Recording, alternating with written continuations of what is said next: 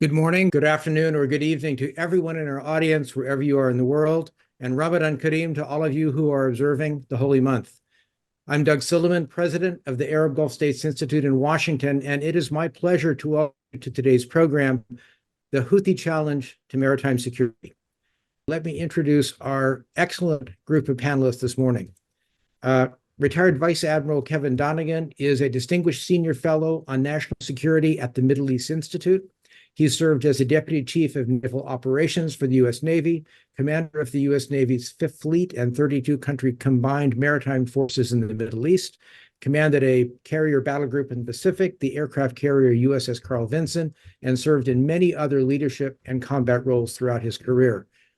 Donegan studied at the University of Virginia, the U.S. Air Force's Air Command and Staff College, the Harvard Kennedy School of Government.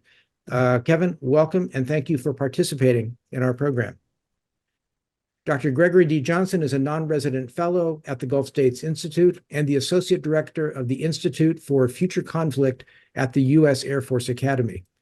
Johnsen was a Peace Corps volunteer in Jordan, a Fulbright scholar in Yemen, and served on the UN's Yemen panel of experts. He received his PhD from Princeton University. Greg, we're really happy to have you back with us. Ms. Maysaa Shuja is a senior researcher at the Sana'a Center for Strategic Studies. Her writing has been featured in numerous publications around the world, including Jadaliyya, Al-Arabi al-Jadid, and Al-Monitor. She holds a master's degree in Islamic studies from the American University in Cairo, where her focus was the radicalization of Zaydism. Maysaa, thank you very much for being with us today. And moderating our panel is our very own senior resident scholar here at AGSIW, Dr. Hussein Ibish. So Hussein, the microphone is yours. Thank you so much, Doug. It's great to have another of these excellent AGSIW webinars. And probably the rise of the Houthis as a regional force in the context of the Gaza war and the October 7 attacks, and then the Israeli war of vengeance, I think is the only way of putting it in Gaza, has been the rise of the Houthis. The rise of the Houthis has been the surprise element. I think everyone expected that Hezbollah would be a factor one way or another. Would the war spread to Lebanon? That was a key aim, in my view. The principal guiding goal of the Biden administration from day one was to prevent the war from spreading either into occupied East Jerusalem, the holy sites there, or into Lebanon, bringing in Hezbollah and then ultimately perhaps the United States and Iran. That was not surprising. The role of these pro-Iranian militia groups in Syria and Iraq, most notably Kataib Hezbollah, which ended up killing 3 U.S. service personnel and injuring dozens more at a drone attack at Tower 22 in Jordan. This was not a particular surprise. But I think the one thing that was harder for generalists to predict, though I imagine that the experts on our panel may not have been surprised by this, was the extent to which the Houthis were looking for an opportunity to get engaged regionally, to get into a fight with the West and with the international community, with, exercise their reach beyond Yemen and into the region and onto the global scene.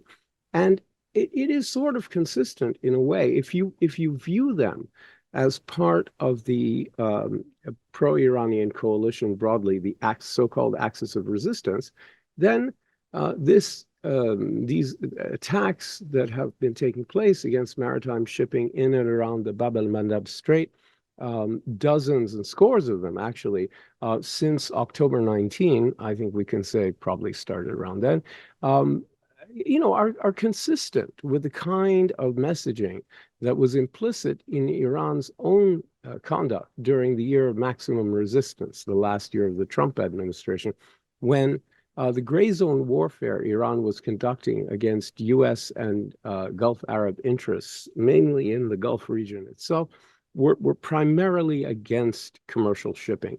And the messages were plainly, number one, if we, Iran, cannot feel free to ship our oil, then no one else is going to engage in maritime commerce without any fear of molestation either.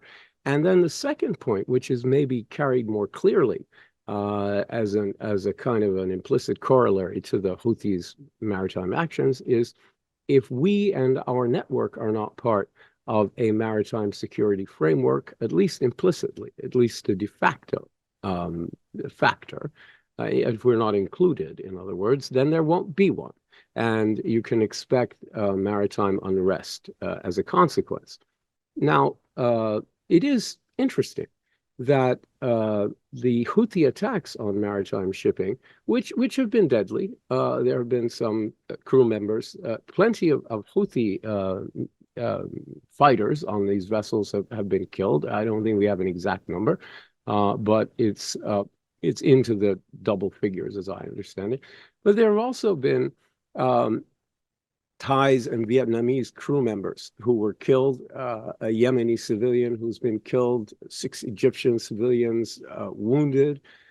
Sorry, it was 1 Vietnamese and 2 Filipinos who were killed in a Houthi attack. And, 2 ships outrightly hijacked, and 25 crew members still being held. And these are the figures that I have. I stand to be corrected by our experts today. So what we're asking really is, what's going on? Because the stated Houthi rationalization that they're running to the aid of Palestinians or Hamas in the context of the Gaza war is plainly false. These attacks do not, facially, manifestly, do not benefit Hamas as a political movement, and certainly do not help any Palestinians whatsoever. They just don't. And they don't do much to harm Israel either, though they have managed to tank the Egyptian economy. So what's going on here? I sort of introduced the indirect, distant element of Iran's messaging as a anti-status quo revisionist power, especially during the last year of the Trump administration, under the rubric of maximum resistance. And here we have the deployment of a new factor in the axis of resistance. So what's going on? Why are the Houthis doing this? What can we expect? And I think we want to look at all of that with our esteemed panelists. So I'd like to go around the table and begin by asking you 2 questions that you can answer together. I think they go together very well. What have I left out in my sort of summary? And why do you think the Houthis are doing this? What are they trying to gain by attacking commercial shipping in the Bab el-Mandab Strait and around the Gulf of Aden? So let's begin, ladies first, let's begin with Maysaa. And if you can address that, then I'll go to Greg, and then we'll come to Kevin, and we'll go just right around, and then we'll see where that takes us. And again, one thing, Maysaa, before we start our discussion, I just want to remind everybody, if you have any questions, you can add them to the Q&A at any time, and I'll bring them in as necessary. So, Maysaa, over to you. Thank you. Yeah, thank you. First of all, to understand the Houthis, we have to understand they are a very ideological group. So their motivations are always ideological. They are very militarizing group. They don't practice politics. So the practical ideas and the pragmatic approach will not be present in their calculations. And it could be present as tactique for something tactical, but not for their strategic decisions, like attacking the Red Sea. Attacking the Red Sea comes from their ideology, and Palestine is always in the core of their ideology, because this group, unlike what most of the people thought, they are not a local group as they believe. They don't want to present themselves as a Zaidi local group, as a Zaidi Yemeni local group. And it was very clear since they emerged that they have their regional ambitions. And it's very clear from their literature when they connect themselves to the Shia, to the Iran, to the resistance axis. It's not about just finding support. It is about they admire what Iran is doing in the region. And they thought it is the best way to approach the region. It is through other connections. So the Zaydis, they only exist in Yemen. So this makes most of the people thought that they are Zaydis, and Zaydis are only in Yemen. Let me interrupt you for a second, just to tell our listeners, Okay. Zaydis are it's a Yemeni version of Shia Islam. They are fiver Shia rather than 12 Shia. Most of the Shia in Iran, Bahrain, Lebanon, Iraq are 12 Shia, 12 Imams. The Zaydis are fiver Shiites. It's a different branch of Shiism. Just as some background. Go ahead, Maysaa. Yeah.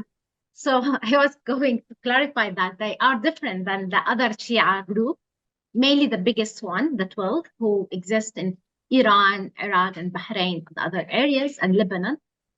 So this makes many people assume that they are a local group. They are not a regional one, but actually they underestimate their ambitions. And it's very clear for me that their decision, it's first of all, because in their ideology, they always have that sympathetic feeling towards the Palestinian cause. Also, as Yemeni, all the Yemenis, they have the same feeling of sympathetic with the Palestinian cause. Also, adding to this, it is a good opportunity to prove themselves as a regional actor. And actually, the first speech of Abd al-Malik al-Houthi, the leader of the group, it was only 3 days after the 7 October attack. And he said clearly that we start coordinate with our partners in the resistance axis. So he was very clear in that. And actually, Abd al-Malik al-Houthi, he doesn't prefer to mention Iran or to mention his connection with Iran, the connection of his group with Iran, unlike the founder of the group before the war. So he started to say that in his speeches after Gaza war, he started repeatedly mention his affiliation and his coordination with the resistance axis. So he stressed the regional dimension of his group since the very beginning of this war. So this is first. The second, they have also their interest, their own interest as a group. I mean, they were in peace process, in peace negotiation with the Saudis. They were almost going to sign a roadmap agreement with the Saudis, and they sacrificed all of this to go to attack the Red Sea. So many people can't understand why the Houthis are doing that. It's not in the interest of Yemen as a country, but actually the group is looking for their interests as a group, because they are not a good governors. They face a really growing resentment, popular resentment during the truce. The 2 years of the truce they face a really unique situation that they don't used to deal with it, because the group, since it emerged, it was in continuous war, whether with the fighting the government forces for 6 years, and then fighting different groups until they reached to Sana'a in 2014. Have they ever experienced a period of just political existence? They've been a fighting group from the start, right? They almost fighting group from the start. I mean, before that, their activities was just to mobilize the people by speeches and organizing themselves. They were fighting group then since the very beginning. Even their short period in political participation in the National Dialogue Conference, it was a very short one. At that time, in the same time, they were fighting in other areas. So they are fighting groups since the day one, and it was very difficult for them to face the challenges of governance and to face the demands of the peoples, because they are not good governors. So it's very easy exit for them, or escape, to go to another fighting, to legitimize themselves, to re-legitimize themselves again, because they legitimize themselves through fighting Saudi Arabia as a Yemeni group that defending the country from external aggression. And now they are legitimizing themselves again and fighting the US and the UK in a way, in a time that the resentment and the anger against the US and UK in the region, the whole Yeah. region against the West in general, it's in its peak. It's never happened something like that. That's really helpful. Thank you. Greg, you've written similarly for us very convincingly, and I've learned a lot from you. Thank you for your essays for us. They've been great. And you've explained to people like me who don't know that the Houthis are actually sort of not just driven by militancy, but also by a degree of political expediency, that they've been waiting for this opportunity. And tell us what you think about why are they doing this? Yeah, thank you, Hussein. First, that's incredibly kind. I really appreciate that. I should also mention that although I work at the Air Force Academy, I'm only here in my own capacity. So what it is that I say doesn't in any way represent everyone's speaking for themselves. Yeah, that's right. So the disclaimer out of the way. Yeah. Yeah. I think you're right. I think and I think Maysaa's explanation is very convincing. And I think the Houthis had basically two regional reasons and two domestic reasons for what I would say taking advantage of the conflict in Gaza in order to advance their own aims. And a couple of these are exactly what Maysaa said, which is, A, the Palestinian cause in Yemen is incredibly popular. And this cuts across all political stripes, all political parties. It's very, very hard in Yemen to criticize the Palestinian cause. And so by the Houthis linking themselves to the Palestinian cause, this helps them tremendously domestically as well as regionally, basically burnishing their pro-Palestinian bona fides, if you will. Another, I think, regional explanation for what it is that they're doing is that this gives Iran a degree of plausible deniability. That is, that the Houthis can escalate against the United States. They can carry out attacks. And even though Iran is transferring weapons to the Houthis. There are IRGC members there on the ground. What it is that the Houthis are doing, Iran can, it's a rather transparent fig leaf, but Iran can say, look, this isn't us that's doing it. It's the Houthis. Your beef is with them, and it's not with us. And so I think that's very important for the Houthis as well. But that's on the regional side. I think on the domestic side, there are also a couple of reasons. And I think these are actually more important, with the idea that in Yemen, as in everywhere else, all politics is local. And so I think what we see happening is, Maysa's exactly right. The Houthis are very, very bad at governance. They don't know how to govern. They're authoritarian, not particularly popular. And what we saw is that as what I would call the regional war between Saudi Arabia and the UAE, as that war began to taper off, as there was a ceasefire and then basically a tacit ceasefire, what happens, and where the Houthis are most vulnerable, is with their domestic rivals, particularly with the political party known as the GPC, particularly with some of the tribal sheikhs in Yemen that the Houthis have attempted to sideline over the past decade. And so what you saw in the past couple of years is that there was increasing domestic political criticism against the Houthis. And that's where they're most vulnerable and most susceptible. So by basically baiting the United States into a military conflict, the Houthis are able to mute some of that domestic political criticism by tying themselves to the Palestinian cause, as we mentioned earlier. And very similar to what they did in, say, 2015, 16, and 17, when Saudi Arabia and the UAE were carrying out strikes on Yemen, there's a rally around the flag effect for the Houthis, whereas they're under military bombardment from the US, the UK, and so they can say, look, we're the defenders of Yemen, we're under attack from the outside, and people rally to their cause. And I think we've seen this with the number of individuals who are joining the cause. They have the right enemies, right? Yes. And I think the last reason is probably the most important, and this is the economic reason. And the Houthis realize that in order to survive long-term as any sort of a governing entity in the north, ideally for the Houthis, they would take over the entire country. That's what it is that they want. Right now, they control the majority of the population in the northern highlands, but Yemen basically has two exports. Those are oil and gas. And the oil and gas fields are primarily located in three governorates. This is in Marib, in Shabwa, and in Hadramaut. The Houthis control none of those.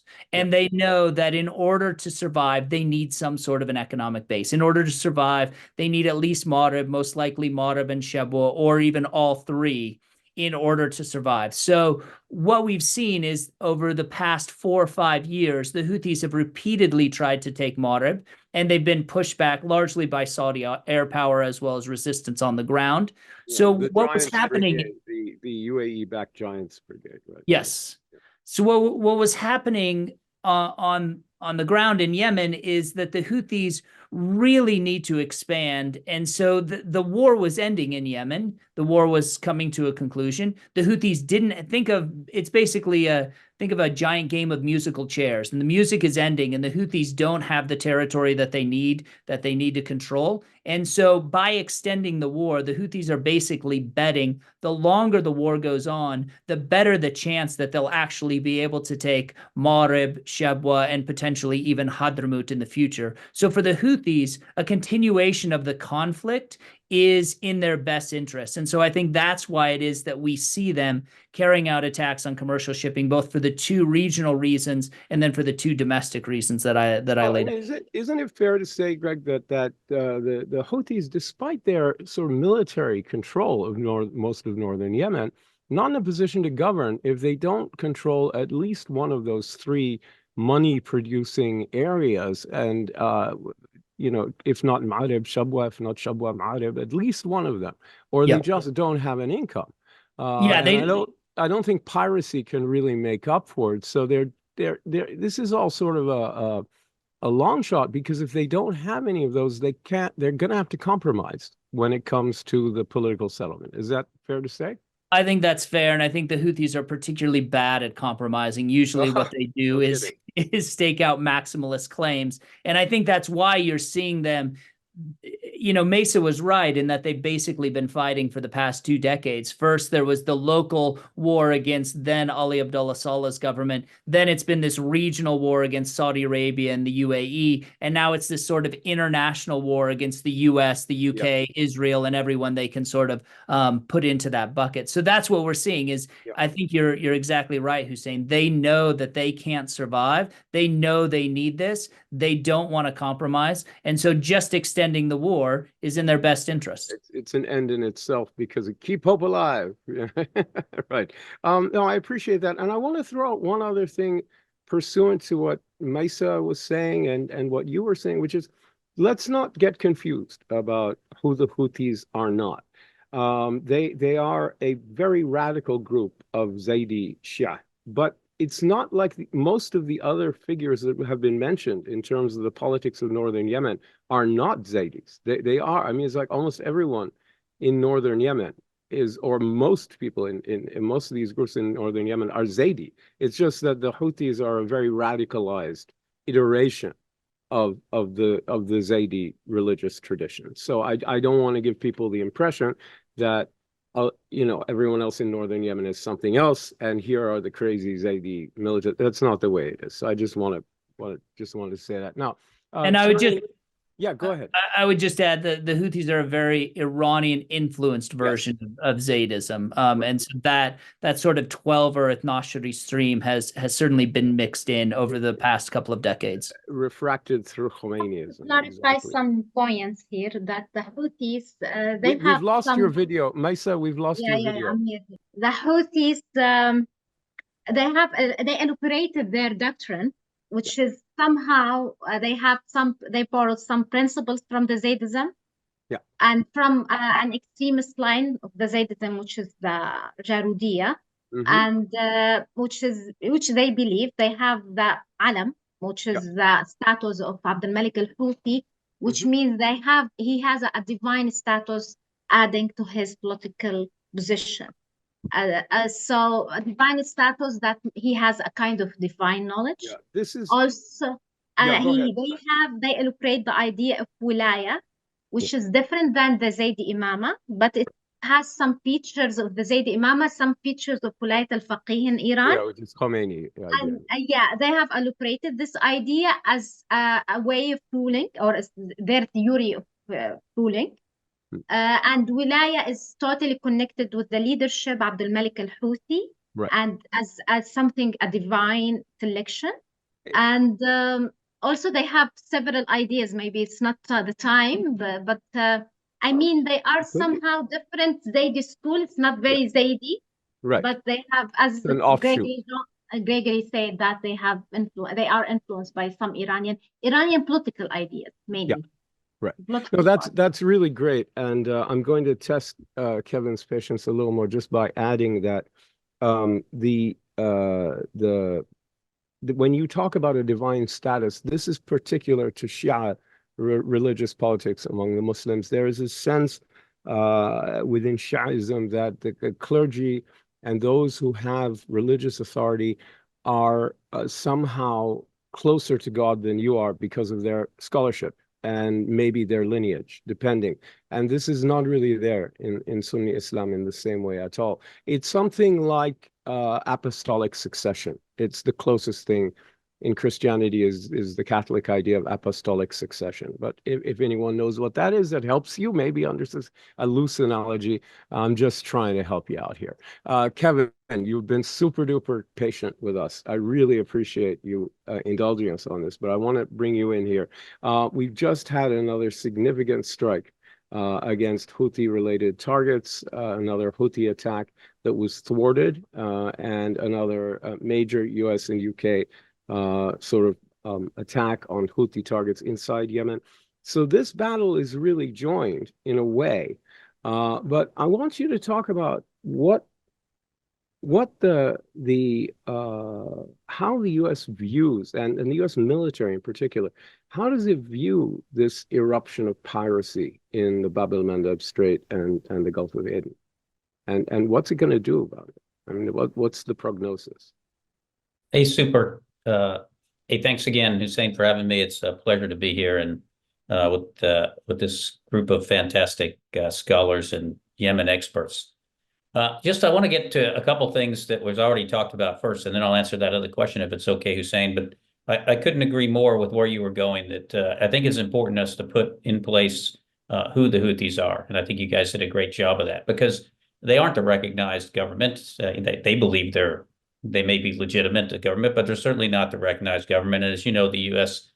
Now through 2 administrations has designated them as a terrorist organization. But that's really important, because when it comes to figuring out what's next, you asked what was left out, and I don't think anything was left out. I think you just got us to a natural progression more of what's next, right? And the one thing that 2 things that I mentioned there is after Gaza ends, don't expect this to end. Because why would it? For all the reasons that you talked about, the Houthis know they can hold hostage global trade. So, and they've done it under the pretext of Gaza, as you well described. But it'll be a different pretext later, and maybe it won't be Gaza. Maybe it'll be a continued oppression or a bad situation with the Palestinians because of what you said. The second thing about what wasn't left out, but was alluded to in the follow-on conversations, was, does Iran have control over the Houthis or not? And I think that's a great question we can explore if you want to, but in the end, there's a yes and no to that, and we can all talk about the degrees as we. We'll come to it for sure. Yeah, and then the third thing is that drives us to what next. If the current process isn't working, where do we go? But before that, I want to add one more piece to the relevance of why the question you asked of why the Houthis are doing it. I agree with everything said so far, especially the relevance that it gives them, and also the Palestinian cause, etc. But one thing that they've watched happen in the region is they don't have to do much to win, right? It's a very low bar, meaning they just have to continue an attack, however small. It doesn't have to be as grandiose or great, and as long as they can launch a barrage on occasion, it's a victory for them, because the idea is an end in itself, you're saying. Yes, absolutely. The U.S. can appear impotent in the world, impotent in being able to stop this group that, as you rightly described, is quite is not a nation state, and in fact is a relatively small group in Yemen that doesn't even control the key population centers. The key centers of importance, as Greg rightly pointed out. So that puts you into what we're doing now. And, I think Greg described it as, degrade and deter or something like that, which I think is a pretty good description. what we're doing, I describe more as whack-a-mole, right? As we see a capability to reach into the Red Sea, we strike that action arm that the Houthis have, and that can have an impact. But the way the Houthis are doing this, they're just migrating to whatever weapon systems that they do have that they can put up in the air. It's pretty easy for them to get the capabilities to launch these drones. They're not very accurate, as you can see. Even their missiles are relatively indiscriminate. And so as this progresses, the U.S. continues to do strikes, but they continue to attack. It goes back to my original point. We win. So how is the military viewing this? As I would say, is the same way the rest of the world is. What we're doing isn't working, right? I mean, it is to some capability degrading, to some degree, degrading their capability. Absolutely. But if we don't stop the continued supply chain and assistance and the rest that they're getting, it won't completely abate. And they will start to switch, though, to other means over time that are maybe less sophisticated. It's not a large, you see now they're bringing in waterborne drones and undersea drones. It wasn't too long ago, as you know, where they were mining the waters there. So there are very low sophisticated ways that they can continue to do this. And so that means you have to interdict their supply chains. You have to hold them accountable, and it has to be more than just the degrading of this. And in the end, we have to admit that Iran is the arm of this, even if they're not owning the control wheel in aviation, meaning they certainly are owning the capability of the Houthis and the sophistication of what they have in these weapon systems. They certainly don't have an ability to build ballistic missiles with guidance units that can attack moving ships in the ocean without that kind of support. And as Greg was saying, there are Quds Force commanders and cadres on the ground in Yemen, so the deniability is plausible only insofar as you credit it. As, there's a suspension of disbelief necessary here. But I want to come back to the Iranians in a second. I got two follow-up questions for you. Sure. If I may. One is, the U.S. has put together a large coalition on paper that's even bigger if you consider the Red Sea littoral states, which are not members, to be de facto members, like Egypt, Israel, and Saudi Arabia, as sort of de facto members of this coalition. But in the retaliatory airstrikes, the degrade and deter airstrikes, it's really only two countries. It's the U.S. and the U.K.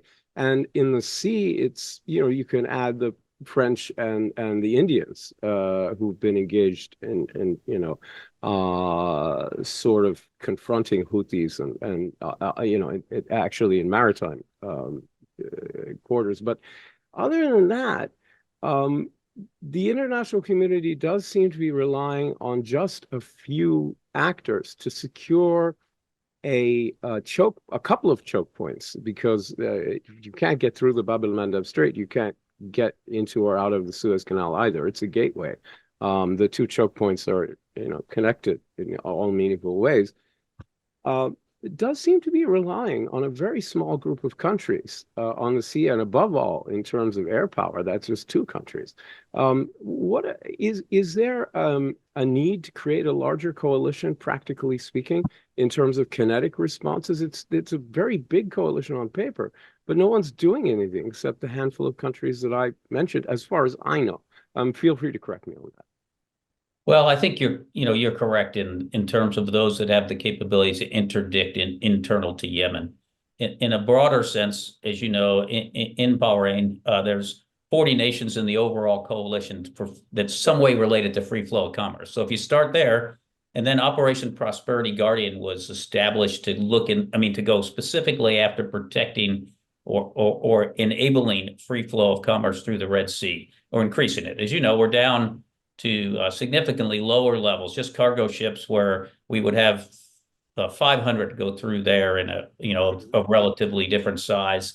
Now, if you just put it in perspective, it's probably 200, and they're more related to smaller sizes, with many of the major companies going around to Africa. Yeah, I want to ask you about that in a second, but do go on.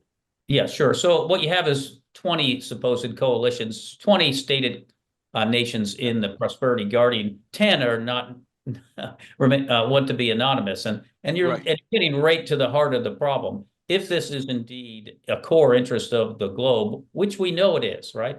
From the U.S. side, it's been in our national security strategy for every administration that I've known. And I think you can go back to well before my time to find that free flow of commerce is an anchor to not just our security strategy, but many countries in the free world and beyond. Admiral Perry, I mean, you know. That's right. So it goes back that far. So that brings you to 10 stated nations that are involved, with only a few having the interdiction means, which brings you back to the problem, the ability to get where we want, the outcome that we want from here, which is the Houthis to stop, is not taking the current, not just continuing the current actions. They're only a part of what's going to get us to a conclusion, and nations have to step up in the ways that they can. And we're going to have to get this back to Iran, as you talk, and I won't go to that till you get us there, but we're going to have to get back to there. We're coming to that as soon as I'm done with this round of questioning with you, but I have one more follow-up. It's almost inevitable. This is not the first spasm of piracy in the Red Sea, Horn of Africa area, right? We had Somali piracy in much the same waters, or many of the same waters, adjacent anyway, from about 2000 to about 2017, something like that. I mean, I'm no expert, but that was my impression. And it was sort of on again, off again, low intensity, largely. It was a long-term, low-intensity battle to suppress Somali piracy. So is there any analogy to be drawn here? Could this drag on endlessly like that and finally peter out? You know, let me stop with that. Well, I think the answer to your question, which is a superb question, is really geography-based. So let me say why I believe it's geography-based. In the end, the greatest way to avoid the piracy in around Somalia was to just go around it, and which was pretty easy to do because a lot of that was based off the west coast there of Somalia, as opposed to the the east coast, as opposed to the north side. And so what we started to do was just say, don't travel this distance from the coast. And that forced the Somali pilots to get really smart, start to get motherships. It became really difficult for them to do it over time. And that, and the coalitions there were able to put it at bay. That's not an option in this case. Unfortunately, the Yemeni coastline is way too long. They've reached all the way down you know, in the Gulf of Aden, all the way up through the Red Sea. And you come to a choke point as you approach the Bab el-Mandeb Strait that isn't just the straits. You can't really get far enough away on the Sudan side to be out of range of this capability that they have. There just isn't enough water space, right? There is not. Yeah. So if we want to basically reopen the southern gateway to the Suez Canal, we're going to have to deal with this problem, or we're going to face eventual greater repercussions in the supply chain. There's lots of reasons we in the U.S. aren't feeling it as much now, but the impoverished nations, certain key ones in the world, are really facing it. You mentioned Egypt for one, for certain. There's others, Sri Lanka is another, that are facing significant hurt from not having that sea lane open. And Europe is next. And then it'll eventually get to the United States over time. China also will be affected because of the exports that go through manufactured goods. They will, and as you notice, they were vocal about wanting a version for it to stop. But for Iran, though, it's not that way because it's a win-win for them. They can. So we're going to come. We're going to come to Iran next. I just want to ask you one final question. I know I keep saying this, but is it? I mean, I hear, but I don't know, that some companies are paying not to be molested, to be unmolested. You hear that? Anybody? And I'll throw that out to Greg and Maysaa as well. But Kevin, why don't you start, and then we'll switch to another question.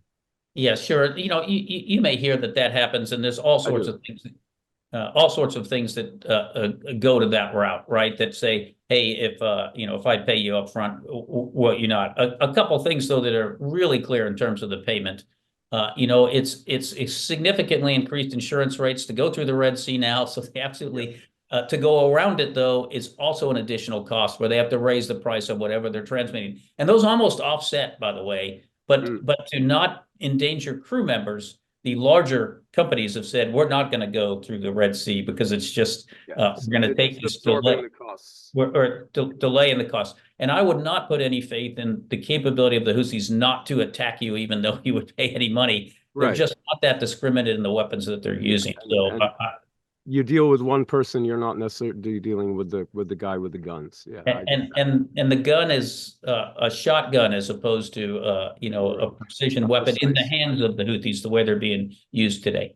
All right. I want to turn Greg, did you have something to add? Yeah, I would just add, obviously, as the Vice Admiral said, that the Houthis they've been under sanctions for a while, but obviously with the imposition in mid-February of a specially designated global terrorist group, any company that attempted to do that would run very quickly afoul of U.S. sanctions, which would... Well, I mean, we're talking about, you know, under the table, right, gray area payments. But anyway, okay, let's abandon this because we don't really know, and it doesn't matter, as you've both pointed out. I want to turn back to Maysaa, and I want to ask the key question that has been begged from the beginning: what's the relationship between the Houthis and Iran, especially the Quds force of the IRGC? Give us your best shot, and then we'll go to Greg on that. And it's it's $1 million question. It's always that. This is the question. First of all, I have to say something about what Kevin said about the coalition. It reminds me of the Saudi coalition, actually. It was very big, but no one as active except the Saudis and the UAE. And I'm afraid they are going in the same path. I have to say that without strategic approach, without political approach, without dealing with the Yemeni forces on the ground, weakening everyone, including the Houthis. Already we have other weak forces. It doesn't mean that the Houthis will be unable to attack the Red Sea. It's not enough to have multiple weak parties. So it's the idea here how to strengthen the counter of the Houthis. So I mean, it's the same approach. The Houthis, their military capabilities have been developed throughout the Saudi war. It has not been decreased, actually. So it's the same case now. As much as the airstrikes have been intensified, the Houthis remained really strong, and they had stronger more than before. So it seems the same scenario for me. I think they need to learn from the past mistakes. Here, about the Iran. Yeah. It is a very complicated. I would say first, as I mentioned, that Abdul Malik al-Houthi liked to remind the people or to mention Iran and the resistance axis in his last speeches, which is unusual, I have to say. It's not something usual. So it is very interesting turning point that it's the relationship that always Abdul Malik al-Houthi disliked to mention it in his speeches, because he doesn't want to affiliate his group to Iran, and he always wants to present himself as a Yemeni group against the Saudi Arabia. And independent, freestanding, self-sufficient, etc. Yeah. Yes, exactly. And because if he mentioned Iran during his fighting against the Saudi Arabia, this will give the war an sectarian nature that he doesn't want, because he controls a huge Sunni communities. He wants to recruit from them also. So at that time, the national discourse was very helpful. But now, because of the regional context of this war and the international maybe, he changed his position and he started to mention Iran repeatedly in his speeches. Iran doesn't have influence, always a complete influence on its allies or proxies in the different regions. It's very clear that they don't tend to totally dominate or to totally control them. They definitely, in the local level, they give them a really big freedom space. But on the regional one, for example, they didn't reach to an agreement with the Saudis, or they didn't go to the negotiation with the Saudis until the Iranian strike deal with the Saudis. So since then, they start to approach the Saudi Arabia. So this means on the regional level, they have a really high level of coordination. This doesn't mean they have their personal or their inner or their reasons, their own reasons. It's not only about Iran, and definitely there is an Iranian support. On the military wing, they receive training from Iran. Many of them, they influenced by the Iranian ideology when they visit Iran, when they were trained in Iran. And I have to say that Abdul Malik al-Houthi, he is the leader and he's the decision maker. He's the sole decision maker. And he's very close to the military wing because of his military background. So the military wing, with the Iranian influence on them, it's not necessary that Iran will say to him, do this or do that. It's not necessary. It is by the military wing that consult, because he took the decision in a way that he consults the people, the circle around him. And part of the circle, it is the military wing of this group. And he always listened to them. So, and they have really a huge influence on him. So it's not necessary that Iran say to him, do this or do that. It's through this circle, they have their influence in this circle indirect way. Thank you. That's great. No, the picture you paint is not that dissimilar from Iran's relationship with Hamas, where the relationship is primarily through the Quds Force and Hezbollah to the Qassam brigades and the Qassam brigade adjacent politicians like Yahya Sinwar and to some extent. The case has its unique situation. I have to say, for example, when the Houthis attack the Red Sea, they don't have that complexities of Hezbollah. Hezbollah is a player within many players. For example, so every case has its complexities. But everyone Hezbollah, is different. for example, it is the trusted group by Iran. It is the most. Hezbollah is completely integrated into the IRGC. There's, very little distinction. Whereas a group like Hamas is on again, off again. They were enemies during the Syrian civil war. They didn't speak to each other except for a little bit of Qassam. Anyway, it's really interesting because again, there's that similarity that the Houthis are a different kind of Shia group, and Hamas are a Sunni group, and so it's probably the more integrated you are religiously, then it's easier to become closer. But it depends. You see, Kataib Hezbollah was not very happy with Iran's response to the attack on Tower 22. They were complaining openly about, you don't understand our jihad. Anyway, Greg, same question to you. How do you view this relationship in the current context? Yeah, that's a good question. I think Maysaa laid it out pretty well. One of the things I think that's helpful to consider is that, a little bit of humility is probably helpful here, in that we have these sort of disparate pieces of evidence that bubble up to the top, and then we attempt to construct some sort of narrative based on a few pieces of evidence when probably the bulk of it remains unseen. So that's one thing to keep in mind. The other thing to keep in mind, I think that's helpful, is that this is an evolving relationship, that it's changed over time, that basically the decade of war between Saudi Arabia and the UAE against the Houthis in Yemen has certainly driven the Houthis closer to Iran, which in itself is ironic, since the reason that the Saudis said they went to war in the first place was to prevent the formation of some sort of a Hezbollah-like group on their southern border. But of course, this became a bit of a self-fulfilling prophecy for the Saudis. Yes. Yeah.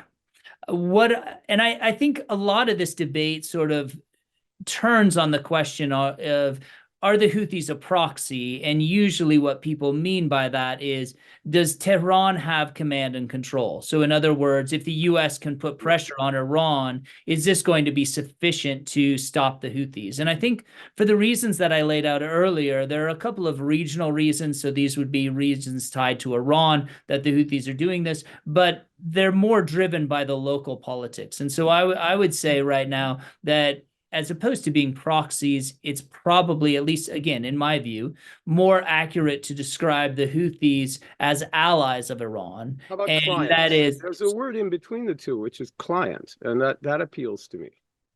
yeah, I don't know if I would go quite that far. They're certainly the weaker ally, but I do think that the Houthis have their own goals. Iran has their own goals, but in recent years, they have matched up so they've been so closely aligned that the Houthis and Iran have been able to march in lockstep. And so we haven't seen a number of cases where we would really put this sort of theory to the test. The two that stand out are in September of 2014, when the Houthis were about to go into Sana'a, and Tehran told them not to do it. And the Houthis discarded that piece of helpful advice. They went in and they took the capital anyways. Another piece of evidence is in 2019, when there were the attacks on the oil facilities in Saudi Arabia and al-Deen, the Saudis said that Iran was behind it, and this was during the Trump administration. There was a little bit of a buildup to perhaps some sort of military retaliatory strikes by the U.S. And at that time, the Houthis raised their hand and said, it wasn't Iran, it was us, which did just Totally enough. unconvincing. Oh, that was so unconvincing. Oh my God. It was That very laughable unconvincing, but on all its they own. had to do I know. with sort of a transparent fig leaf was just throw a little bit of sand into that momentum and take the pressure off of Iran and say, no, that was us. Obviously, later it turned out both the US, the UN, everybody who invested the attack said it was actually Iran and not the Houthis. I have to say, anyone who bought that was being really gullible from day one. But anyway, I mean, it was just so obviously not them, but whatever. But yeah, no, it's good examples. How about just laying down three quick propositions before we come to Kevin on this? One is that unlike a lot of the other Iranian members of the Axis of Resistance, the Houthis created themselves without major Iranian involvement. So unlike the pro-Iranian Hashid Shabi groups in Iraq, unlike a lot of the brigades in Syria, unlike Hezbollah, Iran came to the table largely afterwards. Number two, that they have common interests insofar as Iran is not bothered very much if the Houthis run around breaking stuff. It's an anti-status quo power, and chaos in the Red Sea does not disrupt Iranian interests. They're not bought into the status quo. So if you're dealing with a fanatical group like this, why not? It's something that it's a game the Saudis and the Americans and others can't play, because if groups are around breaking stuff, it's not in their interest. So the third proposition, which I want both you and Kevin, and then actually Maysaa in the end to answer, is it seems to me, though, at a minimum, because of the amount of Iranian and Hezbollah support that the Houthis have gotten during the war with the government, and then with the Saudi-backed coalition and its forces in Yemen, that the gains the Houthis have made, which we've already established are insufficient for the purposes of governance, right? They still need to take the economic centers, and we've been over that. But even that level of gain is to some extent dependent on ongoing support that they've received. So in other words, the military posture they've built up requires that ongoing support. And that's a kind of leverage that Iran does have. And that's sort of inherent. Like the Houthis surely would have to back down a bit on the ground if they started losing major amounts of Iranian and Hezbollah support for their war. Do all of those strike you as okay, Greg, or not? Or what do you think? Yeah, so on the first point, I think the Houthis are largely self-made. We haven't, I think Maysaa delved pretty well into the history going back to the Zaidi Imamate in the 1960s, and we don't need to go through with that. I think for Iran, the Houthis, they have to make a relatively low investment for a pretty high reward. And so I think for Iran, it makes a lot of sense. On the second, I think one of the problems perhaps that we'll get to on sort of the US not being able to play this game, I think the US is sort of in search of a strategy in Yemen, or at least of an end game in Yemen. I mean, even the Saudis can't do it. They did it. They really did this. Last time they did this, they got in Afghanistan, they got Al-Qaeda and ultimately Daesh. They don't want to do this again. Yeah, it doesn't work for them. I think for the U.S. wants the Houthis to sort of stop the Red Sea attacks, but it doesn't have much of a goal beyond that. And I think that's a larger problem. On the third point, sorry. On the third point, I think the Houthis desperately need Iran in order to project power regionally and into the Red Sea, but I don't think that they need Iran for domestic gain. Okay. That is that the anti-Houthi coalition is so weak and so riven by infighting and going after one another. This is what's often called the internationally recognized government, although that's a bit of a fiction in my opinion. But the Houthis don't need Iran for that. What they need Iran for is to be able to threaten Riyadh or Abu Dhabi, or to carry out attacks on commercial shipping within the Red Sea. Okay, that's super helpful. Let's go back to Kevin and throw the same question at you. Iran's relationship with the Houthis and all that it implies. Well, first of all, it was really well covered, and Greg has been living this much more than I when he was in the UN panel of experts. And he lived the end of the connections, and I think he'd agree with me that the connections, in terms of supplying the Houthis with capability like we're seeing used today, began after the Arab Spring in 2011, has continued pretty much straight through. And it didn't just happen in 1 year or one night. It's happened over time. If you recall, in 2016, they even used this capability to reach out and attack some U.S. ships that were in the Red Sea in the early stages of their having this basic capability. But before that, they were using unmanned drone surface boats to attack Saudi-related targets in the Red Sea. They were using mines. And in each case, when we interdicted any of those precursors or parts of weapon systems that were coming into Yemen, and we turned them over to the UN panel of experts, in almost every single case, they were able to tie those directly back to Iran. So I believe that the real thing here is that it's not as important about whether Iran can directly control them. I absolutely believe if we're talking about the Houthis' control out into the waters of the Red Sea, now we have capabilities when it comes to limiting their supply, right? And that the real key element that Iran's giving them is continued key elements that they need for some of these more sophisticated weapons. That's really the key thing that Iran would have to stop. Mm-hmm. That I think it's important. And is Greg right that wouldn't do much to change their force posture inside Yemen and more about their regional engagement?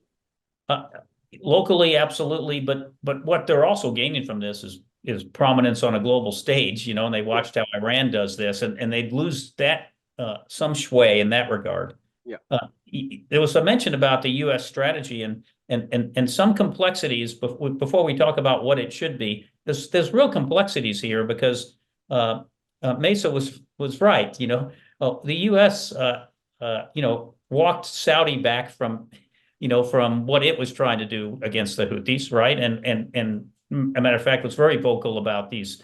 The way they're conducting the attack in Yemen and stop it and the impact on the humanitarian crisis. The U.S. also walked the United Arab Emirates back when they were on the cusp of taking Hodeidah port and really striking the same targets in Hodeidah. Yeah, so so when you look at that, but remember when the other complexity in the U.S. strategy is a lot of that reasoning was because of civilian casualties that were being introduced by the Saudis and claimed by the Houthis, and the U.S. has been very careful not to fall into that trap. And that's why you're seeing these targets the way they are. They are directly tied to these military elements and been very, very careful. So I throw those out there, but yes, absolutely, Iran is supplying the Houthis. I think we can all agree on that with the critical elements they need to reach into the Red Sea. And I also that agree includes land-to-sea missiles, right? I mean, that includes land, sea missile. It includes the guidance systems for those remote-controlled vessels. All of these, if you go into the UN panel of experts archives, you can read. There's pictures, photos, ties. Everything was put together quite well each time we've interdicted weapons going in there. And so I think these are different. I think these are matters of degrees, but the international community's involvement here, as much as we want the humanitarian crisis, water shortages, and all the problems of Yemen to be solved, I'm not saying these are two separate things. They're intertwined in a way, but we can affect some change by the supply chain that they have in terms of the weapons. So we have several questions, Kevin, that want to ask about the U.S. strategy and the difficulty of creating functional coalitions that people cite. The Somali coalition, they cite the coalition to deal with the Strait of Hormuz and other maritime threats, and they just don't end up doing anything, according to several of these questioners who are probably right. And so, A, can that change? And B, what should the response look like more than it has? I mean, you did mention some things, but could you go into a little more detail if people want to know? Yeah, I think it's I think it's a complex question, and I put it akin to, peacekeepers don't solve and prevent a war. I mean, they don't stop an ongoing war, right? And so there's an element in place for peacekeeping, right? And it comes when you have this thing toned down to a different level. And that's where the coalitions when it comes to free flow comments have their sweet spot, so to speak. As things become more kinetic, it becomes much more complex for lots of reasons. However, in this particular case, I think there is a direct effect and impact on the lethality of these weapons that are being used because the coalition's there. The problem is all of the coalition ships that are there are shooting the arrows, right? And we're doing a little bit to get at the archers, but not enough. So, but who knows what the real impact would be if they weren't shooting down 30 drones and shooting down and interdicting these missiles as they're coming in. The real question is that can't go on forever. Everyone has limitations on the ability to do this, and you can't cover every place. This last attack was, I think the French were towing one of the ships, and they defended that ship against further attacks. The French did. So they, in this case, we can actually show a correlation to probably lethality and of the weapons being used, but it's not sustainable, nor will it end or make this stop. But right? You can't really police effectively a large body of water with a limited number of ships. So that doesn't work, right? Deterrence becomes essential, though. I mean, it has to be. I'm not, I've never been a maritime person at all, but that just seems absolutely obvious to me. Yeah, so we have to go get at the root cause, and then these ships can be there if something were to occur, but they can't be the ones that are, for a long time we were doing defend only. Right. And without even getting some of the archers that were on the ground. And that was even more fruitless. This one's a step further, but still nowhere near enough and unsustainable over time, given the supply chain as it currently exists, because obviously the Houthis are continuing to get what they need to make more of these weapons. There's that, and there's the problem that Maysaa and Greg both, especially Maysaa, laid out in great detail, which is the extent to which the Houthis get political capital out of this. And so as long as it's hard to know when it becomes cost ineffective for them, when it becomes, diminishing returns. When do they hit that? We don't know, right? Well, go ahead, and then briefly, let me give you switch back to Maysaa. I absolutely agree with Maysaa and Greg's comment about that the Houthis are getting, gives them relevance, it gives them popularity. They're, no one really, they're not making they're making the case about the Palestinian cause, regardless of if it's true or not. It doesn't matter. It's their rhetoric, and it all fits their knowledge. But there is ways forward here that we can talk about as we go farther along. I don't believe this is fruitless, and everyone is deterrable. Okay, I'm It's going a to come function back of to you. what it takes to do that. Well, I'm going to come back to you on that, but I want to shift to Maysaa now for a different question. We have several people who want to know, and I'm going to ask Maysaa and Greg both. If Greg, if you want to add something, Maysaa, I really want to hear from you on this. What would the Houthi response be, politically and militarily, if there's a ceasefire in Gaza? If the Gaza war ends, in effect, and the shooting stops in Gaza, what are they going to do? Are they going to continue with this? What's their reaction going to be? I believe they will stop their attack because they want to save the credit. They present themselves as the heroes who defend the Palestinians who are exposed to daily massacres by the Israelis. So they have to save this credit and they have to stop their attack. So they are going to stop it. But this doesn't mean they will not resume it at some point in the future for any reason. So they've shown the efficacy of what this can do for them, and so it becomes then another option that they can resume? They can resume it for any reason. I'm not sure.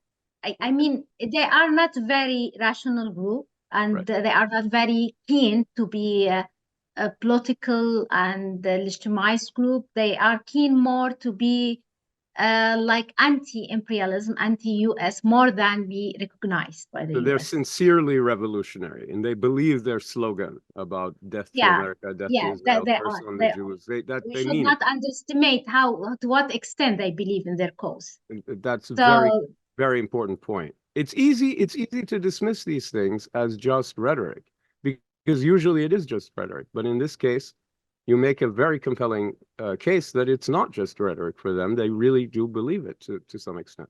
they do believe they are an ideological group, and they believe in their ideology, whatever our opinion in this. And they are the first generation. I mean, and they That's feel very important. they passed through many conflicts, many battles, and they are stronger and stronger by the time. So they feel this is a kind of divine support for them.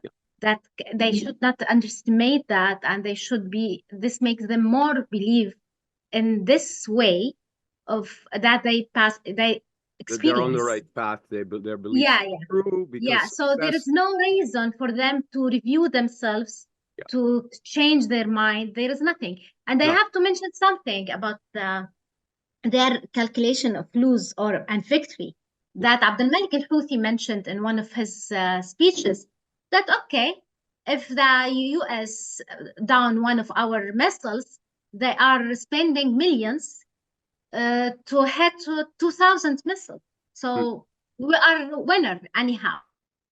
Even if the missile didn't go to and hit the ship, we are winner by the end of the day. It politically makes sense. Greg, what do you think about that question? What would the Houthi response be to an end of the war, effective end of the killing in Gaza? Yeah, I don't disagree with Maysaa. I think there's a distinct possibility that the Houthis could stop, even though I believe the halt would be likely temporary. But I think I would just add the caveat that I think much of this depends on timing. So, and how it is that the conflict goes in the Red Sea between the Houthis, the US, the UK, and so forth, before there's a ceasefire in Gaza. So Hussein, in your introduction, right at the beginning, you talked that the Houthis had already lost at least a dozen fighters. I think 10 were killed in one strike early by the US. And so there can become this sort of escalatory ladder that goes on. And I think sometimes what you have in these situations where the Houthis are attacking, the US are responding, if a US missile kills some people in Yemen, then all of a sudden you have a different reason, and the Houthis can then shift their rationale for carrying out these attacks from, oh, we're supporting the Palestinians, to now we're involved in a war in the United States and now we're defending Yemeni territory. And so much is going to depend, I think, on what happens in the interval between now and whenever there is any sort of a ceasefire in Gaza, how long that ceasefire in Gaza lasts, what the Israeli response is, what happens next. All of this is contingent. And I think the concern, at least that I have, is that when you get into a conflict like this, you can't necessarily anticipate what the next steps are. And so I think Kevin laid out very clearly for the US, this isn't working, or at least it's not working yet. But if the Houthis start to feel pressure, do they then escalate in another way that gets at some US targets here? And then the US has to respond more vigorously. And so these things, so much is still to be determined. Well, also with Netanyahu sitting in power in West Jerusalem, there's not really an end to the war coming anytime soon, because he seems absolutely determined to carry on. I have a question, a complicated question from Sean Reardon, and I'm going to throw it out to any one of you who wants to answer it. Sean asks, can anyone describe the impact of the port of Hodeidah on the ability of the Houthi to maintain its military logistics supply chain, as well as lasting political repercussions on the KSA-UAE relationship from disallowing the coalition to seize it in 2017, which you mentioned, Kevin? And what about the chief difficulty in US CMF interdicting their supplies in these areas? Any thoughts about how Oman and its interesting northern border around the Straits of Hormuz may complicate interdiction? I'm not sure exactly what the reference to Oman means, but there's a whole bunch packed in there. Anybody who has any thoughts, just raise your hand or just start talking. Go for it. Maysaa, you seem to be reaching for your mouse. Yes, I have to reply to many things. First of all, the Hodeidah military operation that was stopped because of the because of the US and UK pressure at that time. The fear was about humanitarian casualties at that time. It will be very high. And I have to clarify that the Houthis have become much stronger now. I mean, 2018, the military operation will be, if it happened and to continue, it will be much easier and shorter. And now they are in a much better position. So I think it's very difficult to repeat the same scenario. About Oman, some Houthi leaders, mainly the most important, Mohammed Abdel Salam. Mohammed Abdel Salam almost is one of the most influential figures, Houthi figures. And he lives in Oman, he's based in Oman. And Oman, it provides a kind of logistics and a support to the Houthis, because they believe this gives them a kind of leverage and the foreign policy. It's overlapped with their enmity with the UAE, because there is a kind of a long history of competition or of rivalry between the two countries. So all of these reasons and others make Oman always is the way that everyone, or the destination for anyone who wants to mediate with the Houthis. But they don't have many leverage at this point, because I believe that UAE, Oman, Saudi Arabia, since the Gaza war is continuing, they will not do any pressure, they will not join any coalition. Nothing will happen from that. It's very difficult. Popularly wise, no one is going to risk themselves and in front of the people and support this kind of coalition. I think the Bahraini government is an exception, and it is a big mistake. But it is popularly wise is something very unpopular, because the Houthis were very successful in presenting their message that we are defending the Palestinians, and this is how it looks in front of the people. So no Arab country will join this coalition or do any pressure on the Houthis in these circumstances. Thank you. Overtly, yeah, in public anyway, yeah. Did either of you have an urgent thing to add, or can we? I have just two quick ones, please. if it's okay there, Hussein. One, I think for Oman, they're just talking about the leaky land border there, and supplies coming across. That's, I think, what the reference was to that. And that's what the interesting part is. Okay. Yeah, and I think that's true. There was another question about, we've been trying to go after this supply chain for a while. I'd say that we've never really made that a priority. It's never been properly resourced. It's never been an objective of the United States to stop the supply. This UN Security Council resolution that challenge all nations to, do what it can to not allow weapons to be moved into Yemen. The basis for it is real. We've never really. There's been some piecemeal action in that regard. You're saying it was sort of pro forma and just kind of like box checking. Yes, if the U.S. wants to really go after a network, a supply network, or any kind of network. As you know, the U.S. knows how to do that. Look at what the U.S. did with al-Qaeda in Yemen over time as an example. No doubt about it. You can't, I mean, there are many examples of that when the hammer comes down, it hits hard. But yeah, I'd say your point's very well taken. All right, I have I have competing questions, right? Helen Lackner points out the very small quantity of oil produced by Yemen, and even if it goes out of Hodeidah, you know, it's not a big deal. And then James Marriott comes back and says that MEES, they've been tracking shipments, and what's the threat of this instability to the Houthis' own oil imports through the Ras Isa and Hodeidah? And so these are kind of like complementary questions in a funny sense, getting at the Houthis' own economic, you know, sort of vulnerabilities here. Does anybody want to comment on those twin questions? Yeah, go ahead, Maysaa. For this question, I have nothing here. Sorry, but about the inspections of the ships in Hodeidah, I have to say it stopped by the beginning of the truce for 2 years.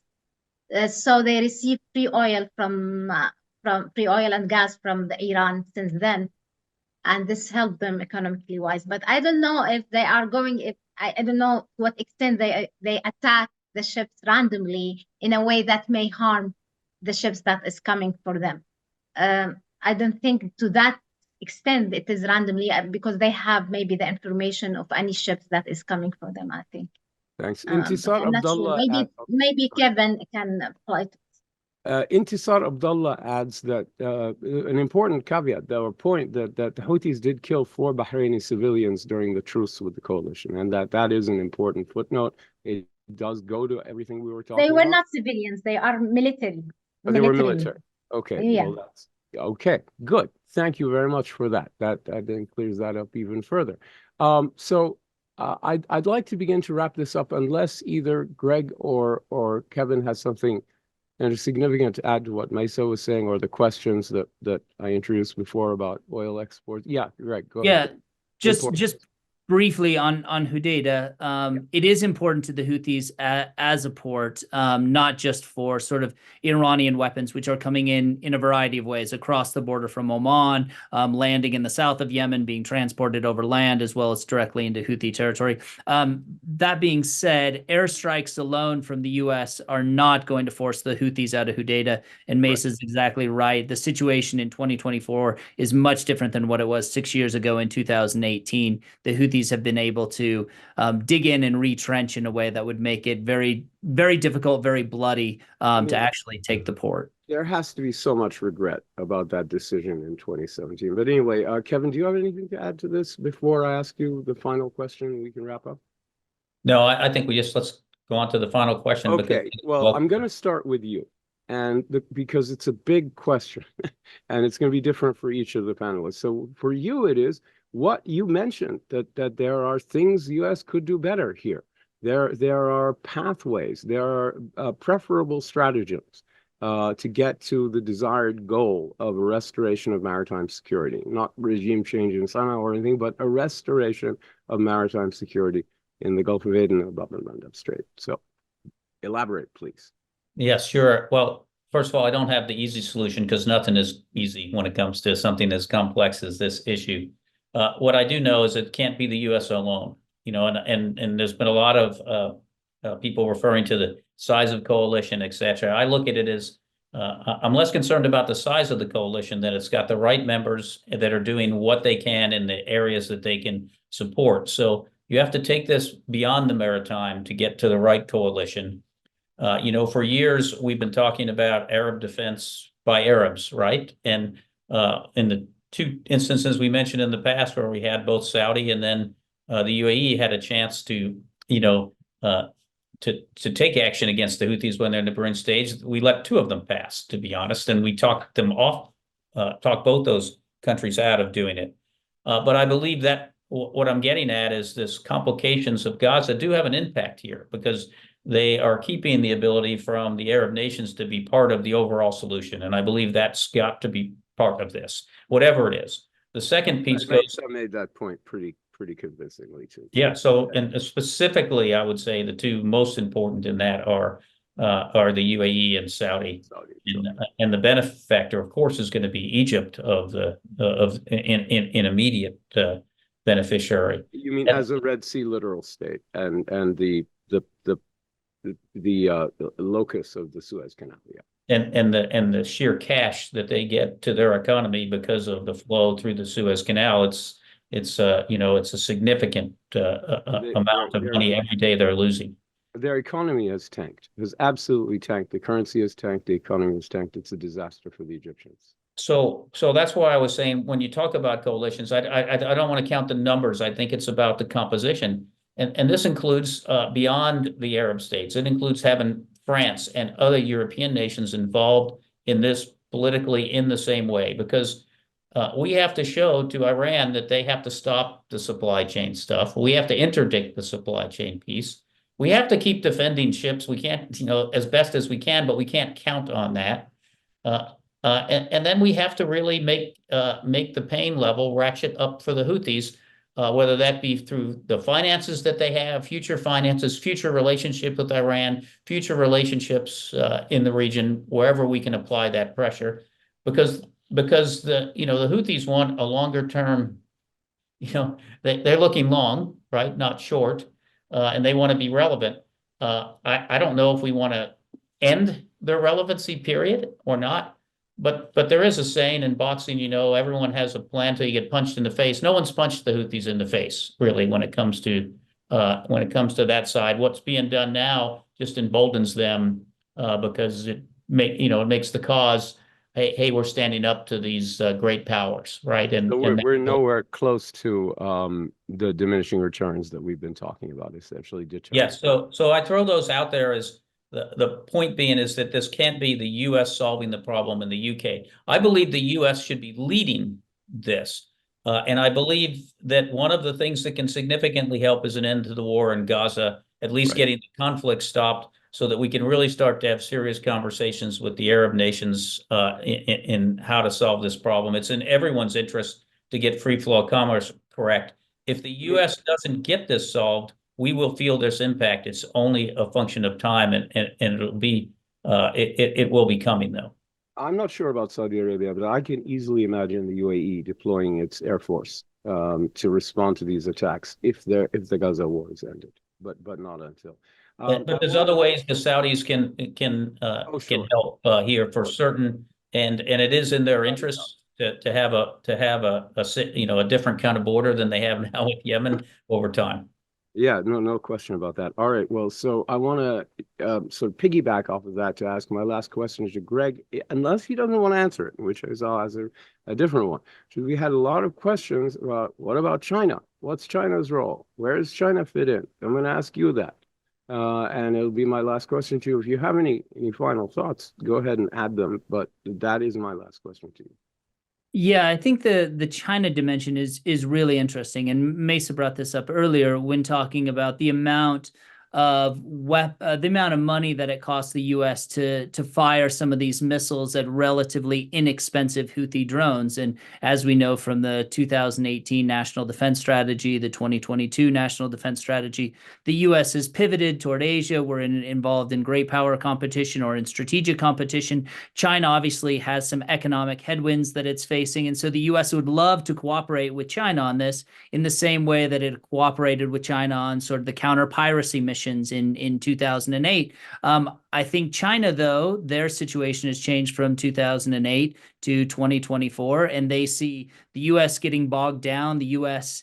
dealing with the challenge of the Middle East, in addition to what's happening in Ukraine, as being a win for them. So often what happens is if CENTCOM, what's responsible for the Middle East, has a conflict, then INDOPACOM often has to pay the bill. And so you move some of these assets in. And so I think from the PRC's perspective, I think what you see is that even with sort of the increase in insurance rates, the increase to cost in going around Africa, that it's still a net win for China to see the US more distracted and less able to focus on gray zone competition or strategic competition in Indo-PACOM. I also think, just to go back, that the US has put it sort of, if we take that broad view and then narrow it down, the US has put itself on a trajectory that is really difficult for me to see this ending the way the US wants it to see. That is, I think Kevin's exactly right. The US was in defense only. That clearly wasn't working. The US is now going after some of these launching sites.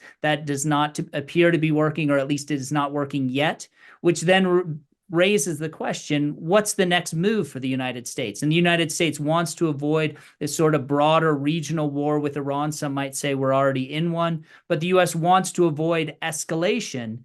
And so, but if the US, if firing these missiles isn't working now, then what other tools are really left in the US toolbox that don't allow it to sort of escalate on the ground in Yemen, or having more massive military retaliations, which, as we spoke about earlier, can lead to their sort of own escalatory ladder. And so I think the US is in a really, really unenviable position at the moment in trying to get the Houthis to stop their attacks on commercial shipping in the Red Sea.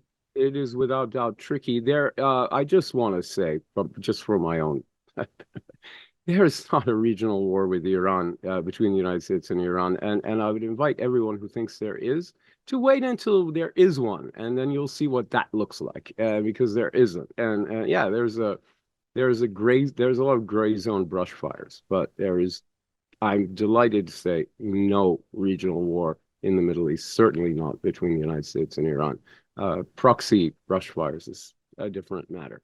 And Hussein, them significantly reduce their attacks in Syria and Iraq after the U.S. strike. So just to emphasize your point. Yeah, and Kateb Hezbollah did stand down and stop messing around and complained about Iran. They don't understand our jihad and all, but they evade. So, there you go. I want to, before I ask Maysaa the final question, I want to thank Greg and Kevin for joining us, because I know they have a hard exit in 1 minute. And I don't want to restrict Maysaa to 1 minute in her answer to my question. It's going to be a complicated question, and she's so good at all of this. So thank you both. You've been wonderful. Maysaa, I'm going to give you the last word.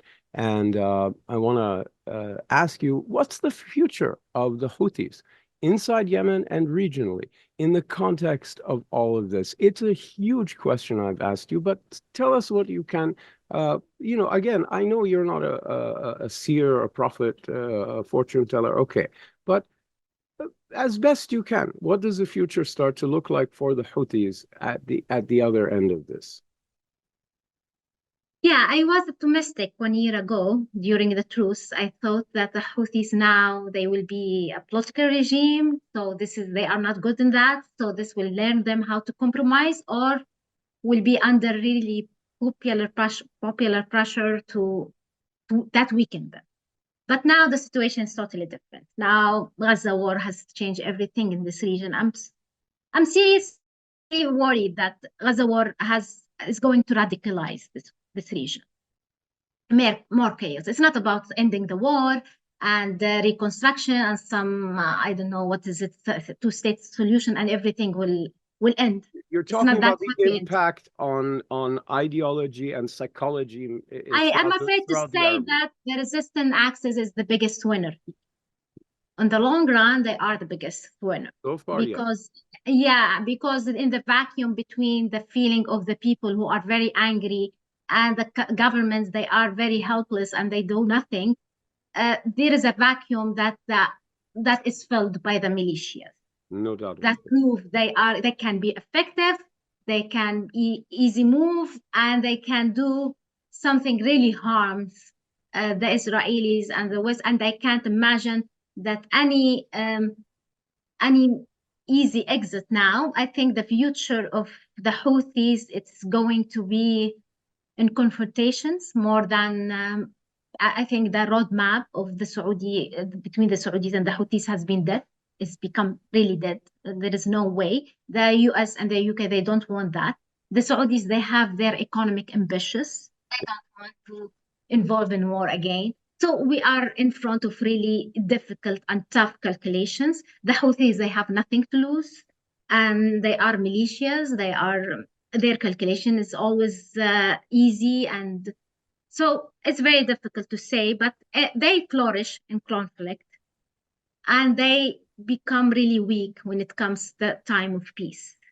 How to avoid conflict with the Houthis? This is the question. You've given us a great framework for not predicting the future, which we cannot do, but for analyzing developments and understanding them as they unfold on a daily basis. So this is very appreciated, and it's really the most anyone can do because we do not know what's going to happen.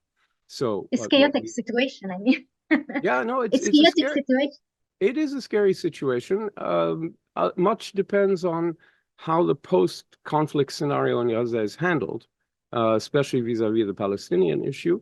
Right now, if you look at the Israeli government, what they have to say, it's very bad news. On the other hand, things can change pretty quickly. So I want to thank you, Maysaa, so much for joining us today. You were absolutely brilliant. I really appreciate it. I want to thank Greg and Kevin as well. They had to go.